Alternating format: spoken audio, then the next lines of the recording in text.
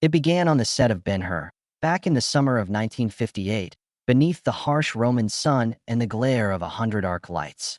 Everyone saw him stride onto that chariot track.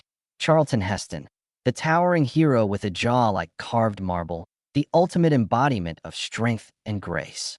He was the man who turned the impossible into glory, who sat at the apex of Hollywood's Olympus. And yet, behind the scenes, one woman nursed a secret as dark as the blood-red dust kicked up by those racing horses. She hated him. Not for his fame, not for his awards, and certainly not for his Oscar. She hated him for a reason that would stun every fan who ever cheered his name. Picture the first time they met. She, a young actress with a heart full of ambition, trembling in her sandals as she stepped onto the sprawling back lot. He, already a legend, looked down from his ivory tower of stardom with a practiced smile. Friendly, yes, but faintly condescending, as though he were bestowing a privilege rather than sharing a scene partner. She watched him pantomime his way through rehearsals, barking direction to extras, fine-tuning every nuance of his performance. He was perfection incarnate. She was eager, and from that moment, a seed of resentment took root in her heart. You see, she'd dreamed of Ben-Hur for years. Auditions, workshops, endless rounds of grit and sacrifice. This was her once-in-a-lifetime shot at immortality, a role that would define her career. When she first read the script, she could almost hear the thunder of chariot wheels, feel the sweat of the arena. And yet, each time she tried to step forward, Heston stepped ahead of her, overshadowing every line, every gesture. On screen, he was Judah Ben-Hur. Off-screen, he was the sun, and she, like all the planets in his orbit, simply revolved around him. It wasn't just his star power. It was the way he held the spotlight. At meal breaks, he commandeered the catering tent, saluting the craft service table with the same regal bearing he reserved for the Roman Senate. If you tried to pass by, you'd be met with a polite but firm "excuse me," as though you were a mere extra in the grand drama of his life.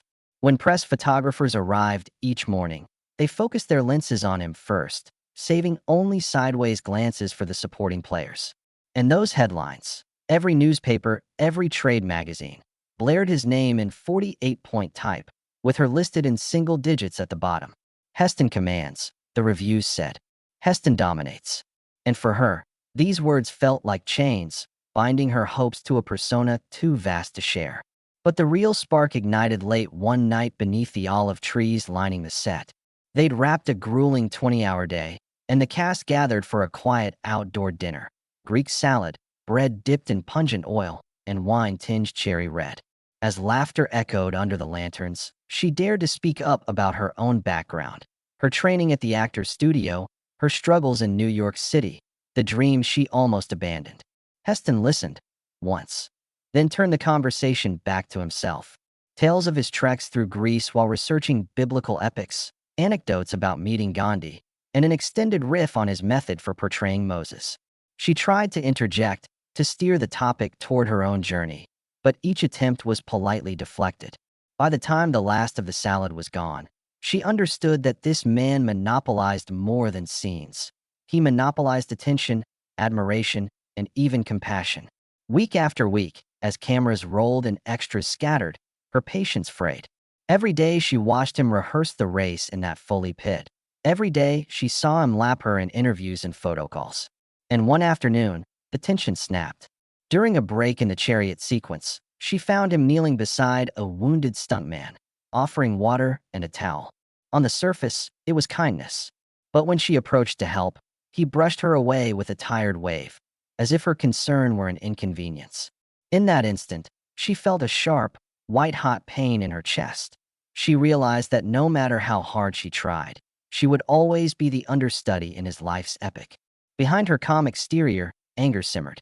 She began to keep a journal, noting every instance of perceived slight. She scribbled down quotes he'd made, small comments cast off as casual, and later reread them until they stung.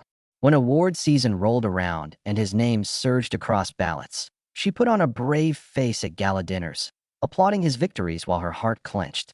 The reason she hated him wasn't vanity, nor was it professional jealousy alone.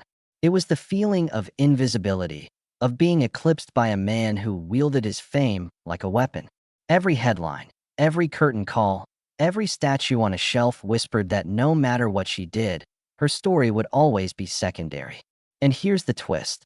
The very moment that defined her resentment would become the moment that changed everything. During the Academy Award banquet, when he gave a stirring speech about humility and teamwork, her own voice trembled as she clapped. The cameras panned to her face, ember light catching tears she never dared to shed in public. In that gloved applause, the world saw her devotion. But behind those eyes lay a secret hatred, its reason so shocking that even the most ardent admirer of Charlton Heston could never have foreseen it. The morning after the banquet, she sat alone in her rented bungalow on the back lot, nursing bitter coffee and replaying his speech in her mind. The words humility and teamwork still lingered on her senses, but what echoed louder was a memory she had long buried. Beneath his golden eulogy to collaboration, she had uncovered a hidden betrayal, one that explained every slight, every dismissive nod, every impersonal glare.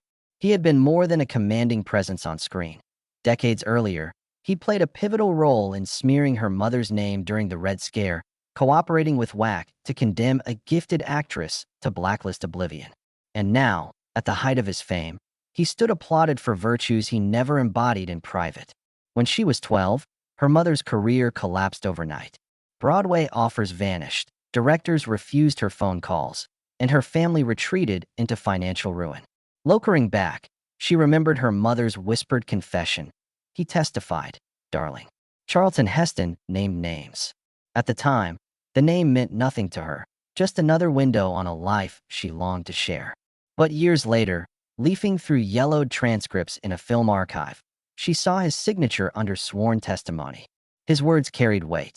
Her mother's dream died because he decided her politics were too dangerous, her integrity a threat to his own ascendant star. That discovery had changed everything. On the first day of filming, she watched his chariot sequence with renewed scrutiny, reading every gesture as though it bore coded confession. When he barked stage directions, she heard echoes of courtroom authority. If he offered condolences to a wounded stuntman, she counted it not as kindness, but as a veil, a way to conceal the damage he'd caused in cold legal chambers.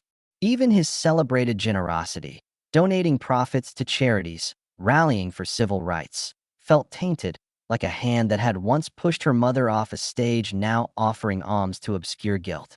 Her secret fury became her fuel. Each time the director called "cut," she pressed her palms to her thighs, reciting scripts of accusation in her mind, demanding him own up to each cruel word. She practiced confrontations into the night, imagining a perfect monologue that would expose him under those olive tree lanterns. "You built empires on the wreckage of my childhood," she would shout. But every rehearsal ended in silence, her courage dissolved by the knowledge that fame and power silenced dissent, that one word from him could erase her career before it began. Still, she sensed that power need not remain unchallenged. On the final week of shooting, she approached her mother's old acting coach, an aged director who'd refused to testify back then. He'd taken in embellished stories from blacklisted artists, and he agreed to coach her for a private scene. He taught her to channel grief into clarity, to let her eyes shimmer with unspoken accusation and her voice crack with righteous fury. Together, they crafted a scene so potent that when she rehearsed it alone in silence, she felt the hard armor of her fury begin to break. And then came the day of the test screening, when trailers played and critics whispered in darkened halls. She used the lull in shooting to slip into the projection booth, waiting until the crowd filed out before queuing up one unedited reel, a piece of her scripted confrontation woven into a reel of crowd scenes. As the old projector whirred, the scratchy film flickered her accusation in full voice, aimed not at the camera but at him, the unsuspecting titan.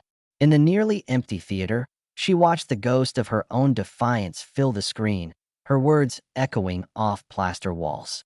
It was the private act she needed, the exorcism of all the resentments she'd harbored, the raw revelation of why she hated him. Later that afternoon, as she joined the cast for a final group photo, she noticed his stern profile in the lens. He may have never known he'd been the target, but in that click of the shutter, she felt the weight lift, a small victory. Her secret hatred had found its moment. And though the world would never learn the true shock, the high-minded actor whose voice had turned on his fellow artists. She knew she had reclaimed her mother's legacy and her own voice forever. Early the next morning, as the first crane swung into position on the back lot, she stepped onto the arena set with a quiet resolve burning behind her eyes. The final sequence demanded two things: endurance through the punishing chariot rig and the charity of a gentle farewell to Moses, Charlton's other towering role. She had scripted her own moment into the farewell line, a turn of phrase meant for behold the triumph, but now laced with bitter irony. Each footfall on dusty stone echoed like a heartbeat, reminding her that in this battlefield of celluloid, she carried more than a costume. She bore 20 years of history and a daughter's righteous anger for her mother's shattered career. When the cameras rolled, she delivered her lines with a tremor that passed for ardor. The other actors sensed it, her voice at once strong and vulnerable. As Charlton Heston's grand gesture approached, mid-verse, she broke off from their patented mutual embrace. Instead of the scripted gaze at the sky, she raised her chin and pierced his legendary profile with a glance of sober accusation. The director's whistle shrilled, but she held her stance, chest rising with each deliberate breath. In that second, she was no longer a supporting player, but an avenger forged from injustice. The extra silks of her costume shimmered under midday glare, but her words, unwritten, unshielded, carved grooves deeper than any blade. Behind the cameras, studio heads whispered through cupped hands. The continuity supervisor paused the dolly track, unsure if she had simply tangled her lines or dared to forge new ones. Wardrobe assistants drifted into the wings with widened eyes, spotting the fresh grit of tears she had refused to wipe away between takes. Charlton himself appeared for the first time since the projector room incident. He studied her, expression unreadable, as though weighing the gravity of her defiance against the legion of witnesses now crowded at the fringes of the set. For one fleeting heartbeat, she believed he might call rap and demand she be escorted off the lot, just as he had done to so many voices he deemed inconvenient. Instead, he waited. When the director finally called cut, she felt the charged air snap. Charlton approached, every inch the star, yet his voice low and guarded. That was different, he said. No praise, no scolding. Just that ambiguous phrase that sent tremors through her skin. She responded with a curt nod, determined not to give him the satisfaction of fear. Within moments, the crew resumed the scene, recalibrating lights and mic booms around the new tension that crackled between them. She finished the sequence, her final line delivered in silence after the camera wrapped, then slipped away before anyone could untangle what had just occurred. Later that afternoon, the rough cut found its way onto a test screen for a small circle of studio executives. They had promised discretion, yet word traveled back to her through a storyboard artist who whispered that in the assembled darkness, faces gone pale watched her unscripted glare freeze on celluloid. One executive muttered that she had stolen the film with that one unplanned moment of truth. Others, more cautious, urged restraint, insisting her performance would be edited down if necessary. Still, her courage had left an imprint. Even silent rows of chairs seemed to lean forward, as though the ghosts of injustice were seated in every empty seat. Unbeknownst to her, the rumor reached Charlton's trailer. He emerged later, shoulders squared against the setting sun, and summoned her with an unexpectedly soft knock. Inside, he kept to the shadowed corner, hands clasped behind his back. "You owe me an explanation," he began. His tone lacked its usual commanding echo. Instead, it was wary, almost human. She met his gaze and shared the truth. How his testimony had cost her mother the life she loved. How each public triumph of his had felt like another exile for her family. He listened. For the first time, she saw lines etch across his face that no makeup could erase. Remorse, surprise, perhaps the faint tremor of guilt. He said nothing of apologies, only that he would review his testimony and seek out her mother to offer his regret. She left before he could refine the promise, clutching her satchel of scripts and memories. The next day's call sheet bore no hint of reprisal, no sibling credit, no blacklist rumor, only her name neatly aligned among equals. The chariot sequence resumed, this time under a sky that felt less like a battleground and more like an amphitheater of renewal. Months later, at the world premiere, she watched the marquee glow beneath the legend of Ben-Hur. The audience leaned forward as her face filled the screen, harbinger of unspoken accusation. Gasps followed her unscripted pause. Then, thunderous applause greeted the rallying cry she never wrote for fame but demanded for justice.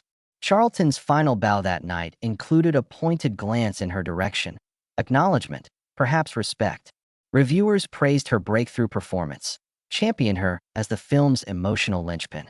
She had reclaimed her mother's legacy, shattered the silence, and, in that echoing auditorium, delivered a truth that resonated beyond the celluloid frames. In the weeks following that premiere night, the tremors of her unscripted defiance rippled far beyond the gilded theater walls. Critics dissected her performance, lauding the electric moment when her eyes cut through Heston's majestic silhouette, calling it a masterstroke of subtext and the emotional epicenter of an otherwise grand spectacle. Trade magazines ran profiles about the rising star whose hidden agenda had crystallized into art, suggesting her name deserved top billing rather than the footnote where it had languished. Interviews turned from scripted chatter about costumes and choreography to pointed questions about the origins of her resentment.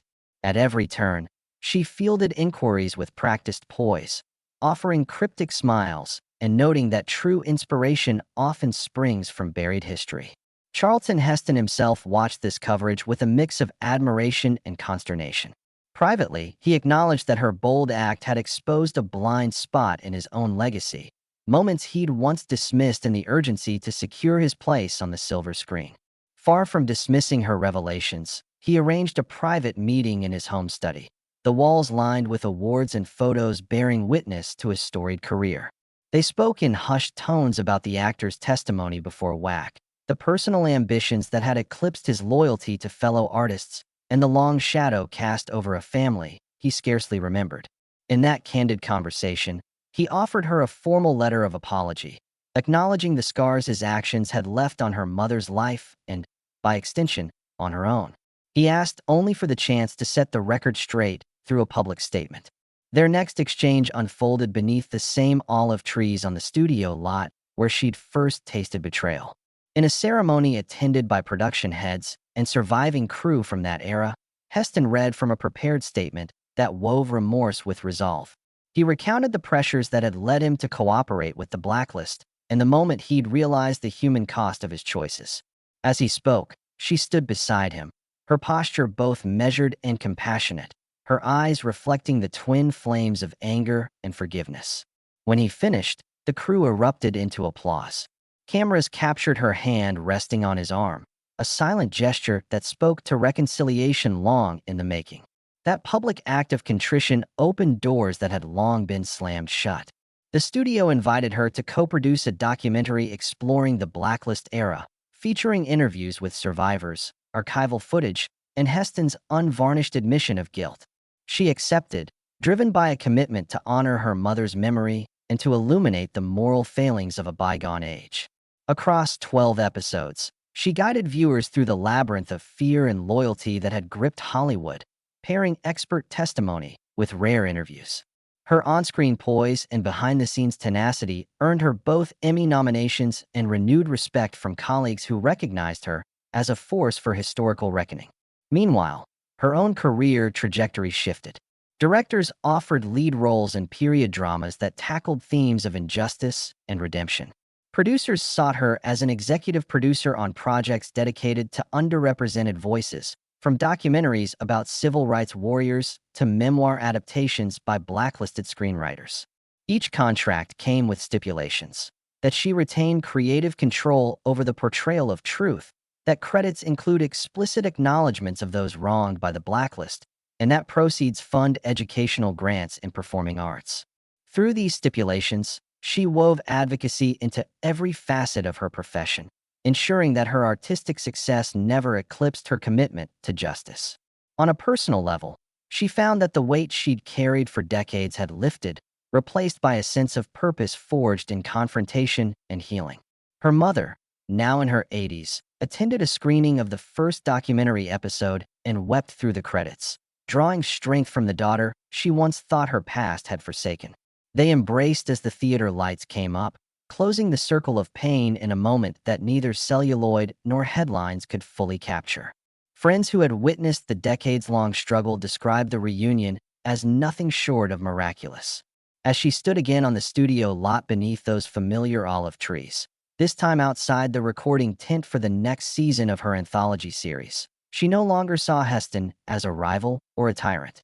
She saw a human being whose own journey from ambition to accountability mirrored her own transformation from concealment to candid advocacy. In that light, her secret hatred had blossomed into a legacy of truth-telling powerful enough to rewrite history and reshape the culture of Hollywood itself.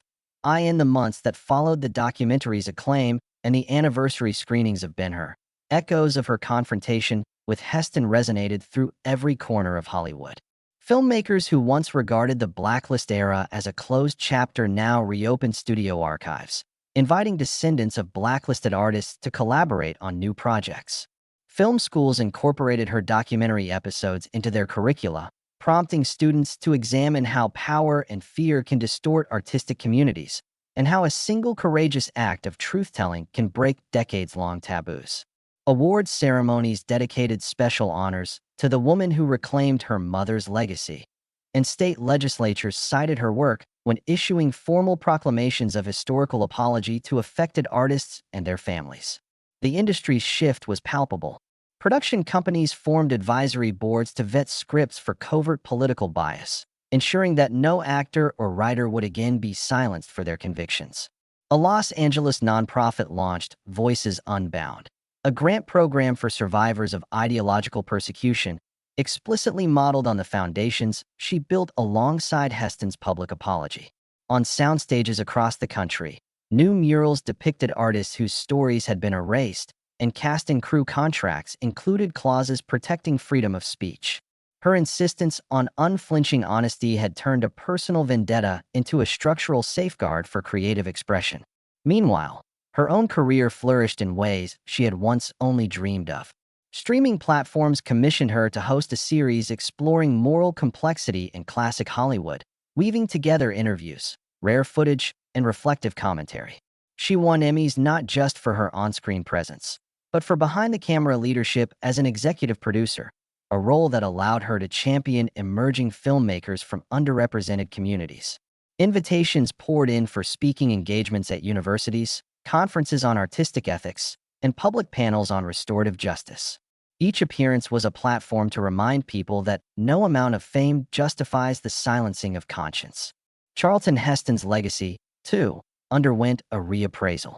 Film retrospectives no longer lauded his grandeur in isolation.